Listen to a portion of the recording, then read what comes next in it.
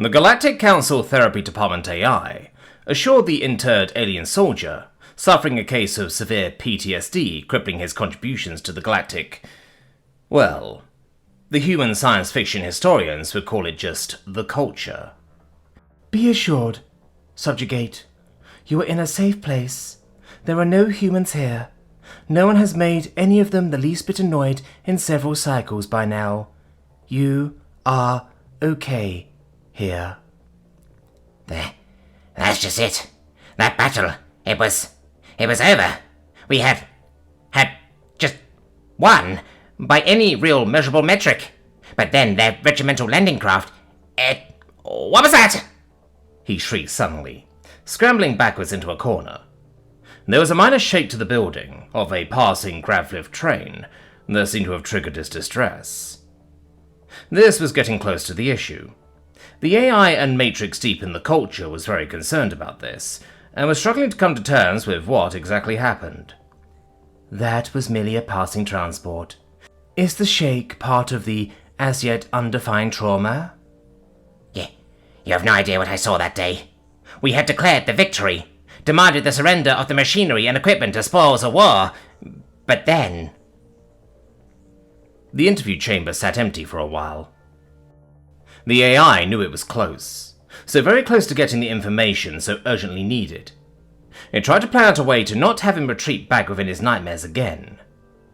We can pause for a time if you need. No. This is important. People need to know. It was a disaster. Most of us died within the next 15 minutes. We had to flee the field. Those of us that remained. I barely escaped the autoloader myself. Click. Autoloader. Cross-referencing pulled up the data. Machine robot, man-shaped, 12 human feet tall, hydraulic piston pallet lifting tongs, used for unloading and offloading freight and heavy cargo. Odd. Non-combatant. Simple code AI. The autoloader. You claim that it was trying to attack you.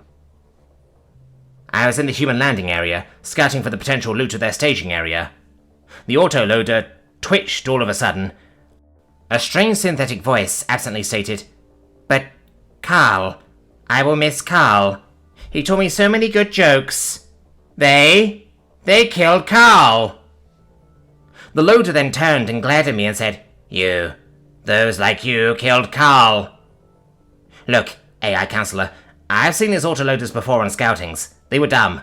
Slow. Powerful, sure, but simple. But then... The AI was eagerly awaiting details, simultaneously reviewing common footage of autoloaders. They were indeed simple, slow machines for logistics handling. It did not understand. Did it start to move on its own accord, or unusual? There was a suspicion of emergent AI behavior here. Not just move. It seemed sorrowful, which turned into very angry. I started to run when the pallet tongs started to slam together like clacking claws of incredible power. It looked at his hands and seemed to come to a realization, or maybe a decision. It then reached towards itself and ripped something out of his neck. I don't know what that was, but... A moment, please. See this hollow projection of an autoloader. Can you indicate what part it removed, please? The soldier pointed to a module with many cables and wires. Thank you. Interesting. That is the remote controlling / autonomy inhibitor module. It self-mutilated itself to remove that. What happened then? Have you ever seen an Earth silverback gorilla bull run? Using its arms and a gallop thing? It was doing that. Incredibly fast. Great furrows tore out of the concrete as it charged one of our battle hover tanks and began just tearing it apart. I don't think anyone over there survived. It was just a blur of screeching metal. So then, one emergent anomaly. Certainly at some point, you managed to take it down. Oh, it wasn't just the one. All of them. Dozens of them voicing things like, "Not Carl! Carl owe me dibs on charge cycles. I didn't know Carl, but he sounded cool." It was the same sorrow, turned into quickly burning fury, and tearing out of neck modules repeated everywhere all around. And suddenly we were in a rout. We were in a full retreat as explosions bloomed all around the staging area. I honestly have never seen any machine move so fast. 20 human meters a second, certainly. They were quite devastating combatants. The AI considered this. This did not seem devastating enough to warrant the PTSD and residual trauma clearly evidenced. But, Citizen Subjugate, this does not fully explain the perceived trauma. Was there something more?